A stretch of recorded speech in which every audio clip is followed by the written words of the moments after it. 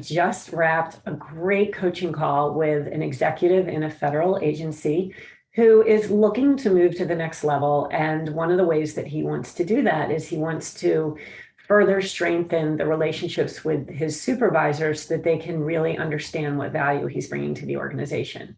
So in doing this type of coaching, what I did was I put on my CEO hat. And as most of you know, I ran a multi-million-dollar company for many years until I left that 12 years ago. I can't even believe it's been 12 years ago, but I ran a company for 17 years that did about $14 million in revenue under my leadership, and I had about 75 employees.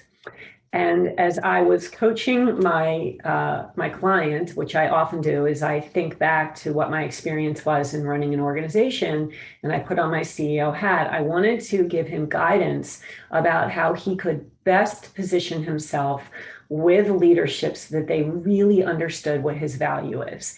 And this got us to the conversation about the stories that we often tell ourselves and the tapes that we play in our head regarding how people see us and what they may or may not know about us. And so I led my client down a series of questions and exercises to really validate and challenge the assumptions that he was making about his environment and about the leadership team. So I'm sharing this because I want to encourage anyone who is trying to land a new position, either in their existing company, or if they are trying to land a consulting engagement, or if they are looking for a new job, whatever the case may be, it's always our opportunity to make sure that whoever we are talking with, that they understand the value that we bring to an organization. It is our opportunity always to advocate for ourselves, to allow other people to understand the skills that we have and how that aligns with their organizational mission. I'm speaking now as a leader of an organization to advise you to never assume that others understand our value and understand our worth. No one will ever understand our worth and our value and the contributions that we can make at the individual or the collective level better than we will. So that is the opportunity in the conversation that we can have with others that we want to engage with.